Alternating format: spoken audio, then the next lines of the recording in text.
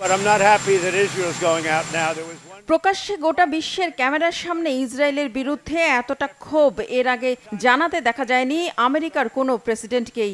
যুদ্ধবিরতি ঘোষণার পরও ইরানের উপর হামলা চালিয়ে যাওয়ায় হোয়াইট হাউসের সাউথ লনে দাঁড়িয়ে বারবারই ইসরায়েলকে কড়া ভাষায় সতর্ক করে দিচ্ছিলেন চরম ক্ষুব্ধ প্রেসিডেন্ট ডোনাল্ড ট্রাম্প।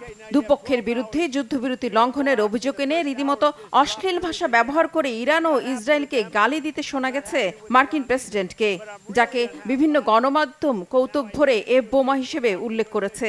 তবে এদিন সবচেয়ে বেশি ট্রাম্পের রোষানলে পড়েছিল ইসরায়েল। তাদের পদক্ষেপে তীব্র অসন্তুষ্টি জানিয়ে অবিলম্বে ইরানে বোমা হামলা বন্ধ করে পাইলটদের ঘরে ফিরিয়ে নিতে ইসরায়েলকে নির্দেশ দেন প্রেসিডেন্ট ট্রাম্প। আমাদের যুদ্ধবিরতি ঘোষণার পরও তারা তা লঙ্ঘন করেছে।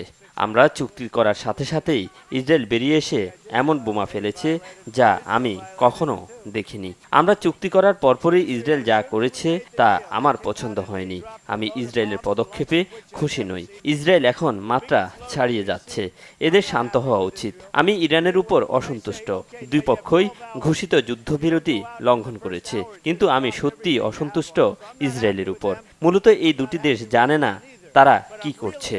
You know what? We basically have two countries that have been fighting so long and so hard that they don't know what the fuck they're doing. Do you understand that? সেই সাথে সাফ জানিয়ে দেন ইরানে আয়াতুল্লাহ আলী খামেনি সরকার উৎখাতের কোনো আগ্রহ নেই তার প্রশাসনের। যুক্তরাষ্ট্র ও কাতারের মধ্যস্থতায় যুদ্ধবিরতি কার্যকর আছে বলেও জানান প্রেসিডেন্ট ট্রাম্প।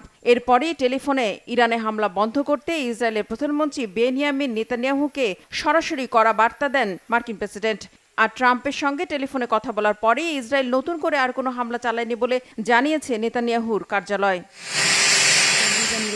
প্রেসিডেন্ট ডোনাল্ড ট্রাম্পের ঘোষিত যুদ্ধবিরতির প্রতি সম্মান দেখানোর প্রতিশ্রুতি দিয়েছেন ইরানের প্রেসিডেন্ট মাসুদ পেজেশকিয়ানও। বলেন, ইসরায়েল যুদ্ধবিরতি লঙ্ঘন না করলে ইরানও লঙ্ঘন করবে না।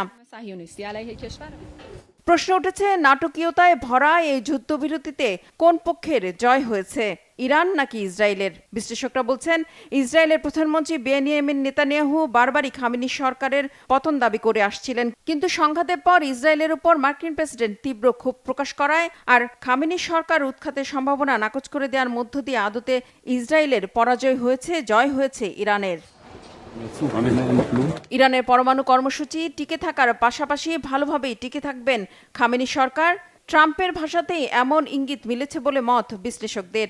বরং বেকায়দায় পড়তে পারেন নেতানিয়াহু। গোটা দুনিয়াতে যাকে আখ্যা দেওয়া হচ্ছে মধ্যপ্রাচ্যের বিস্ফোরা হিসেবে, যিনি ক্ষমতায় টিকে থাকতে একের পর এক যুদ্ধ সংঘাত আর হামলা চালিয়ে যাচ্ছেন। ফিলিস্তিনে গাজার পর যেভাবে ইরানে বিনা উস্কানিতে হামলা চালিয়েছে নেতানিয়াহু প্রশাসন, তার পুরোটাই ভেস্তে গেছে এই যুদ্ধবিরতির পর।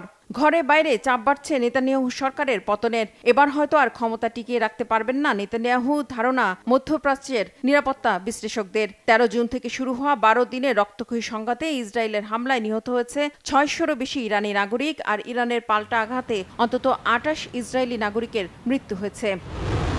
রিফাত জামান, বাংলাভিশন নিউজ ডেস্ক।